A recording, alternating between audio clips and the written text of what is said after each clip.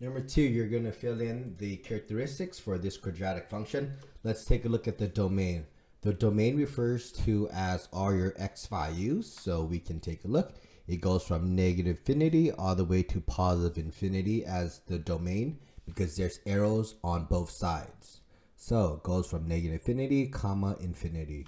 The range is referred as to the y value, so it touches this value here of 2. Then it goes all the way up and there's an arrow to positive infinity.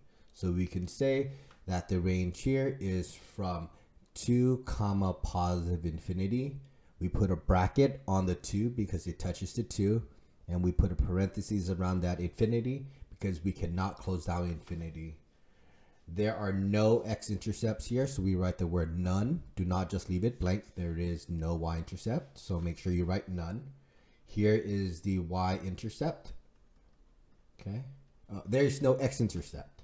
And here's the y-intercept at the location 0, 3.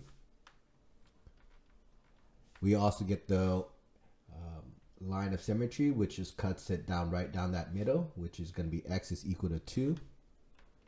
From the line of symmetry, we can locate the vertex. It's right here at that point 2, 2. Since this is the lowest point, we can say this is going to be a minimum. Now we can label the interval of increasing and decreasing. Well, it looks like it is decreasing here. So it goes from that value of negative infinity all the way to the line of symmetry, which is 2. That was decreasing. Then from 2 on to positive infinity, looks like that was increasing.